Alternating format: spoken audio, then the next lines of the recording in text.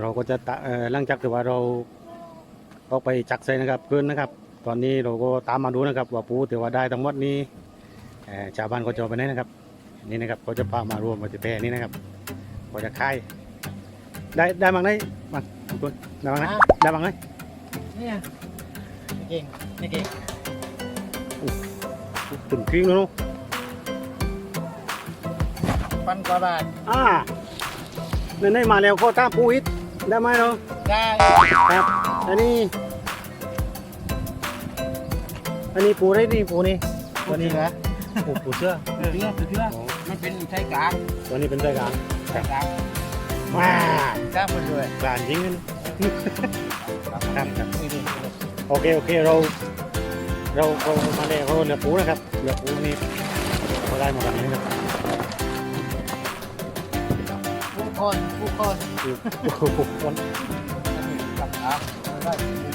การมันไล่จะนิดนึงเนาะนี่ปูดาวปูโคตรนะ ปลา ตัวนี้ปูตา ได้คือ ครับปูตาปูโคนนี่ถึงปูนี่เลือกเป็นไส้เหลาเป็นไส้ มีตามได้ที่ได้ อ๋อครับ ใครยัยได้เด็กไทยกลางถ้ามันเป็นผู้ร่วมกันนะนั่นเลยจะเจริญนะ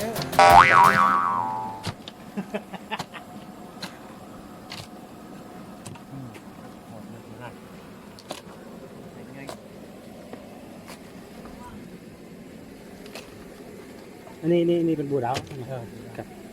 แต่ว่านี่คือไส้ย่อย เลย โอเคเดี๋ยวดูไส้ย่อยก่อนนะครับซึ่งอันนี้เป็นไส้ ใช่เหล็ก เหล็ก ล้างมันจะไม่ค่อยมากนะเวลาวันถ้ามากมันมาก จะเป็นไส้ในหมักครับ มันเป็นถ้ามามันจะเป็นผู้ร่วม อ๋อเป็นปูรวม ผู้ร่วมจะมาตอนแรกไงว่ามันเป็นดู อัน เป็น นี้ ดวงอยู่มันไม่เป็น ไส้ ดว ย่ ง อยนะครับไส้ย่อย นั่นแหละ เป็นฤดูกาลอยู่ ใช่ ซึ่งในช่วงนี้นี่เป็นฤดูแต่ ดวง ว่า นี้เพราะว่ามันที่ดวงนี้มันเป็นผู้ใหญ่มาก อ๋อเป็นปูใหญ่หมัก ผู้ใหญ่มากใช้กลางไม่ค่อยมี ประมาณถึงเดือนได้แต่ว่าเป็นปูใหญ่หมักนี่ ก็ช่วงระยะไม่ ม ไม่ ก ยา รา ประมาณ มกรากุมภา เดื มี อน นามีนาเดือนต้องเดือนมีเมษาถึงเมษา ประมาณนั้นนะเพราะว่าที่ลูกรัดมันเป็นผู้เล็กแล้วล่ะ ในแต่ละวันนี่ปูเข้ามาที่นี่หมักไหมครับ ประมาณวันหนึงก็300ถึง400 300ถึง400กิโล ต่อวัน เยอะมากครับท่านผู้ชม300ถึง400กิโลต่อวันครับถึงบอกข้ามาถึงปุ๊บมาตรงนี้ถึงขัดแยกถึงก็แปรรูป ครับ ก็คือกระต้มนี่วันนี้ก็มาโค้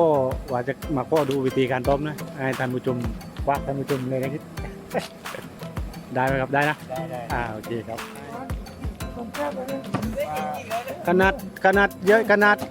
ขนาดกลาง คือผู้ร่วมมันจะชนิดหนึง อ๋อ ที่ต้มเบล่าเนี่ยผู้กลางเบล่าผู้ให้เบล่าคือมันจะต้องไม่เท่ากัน อืม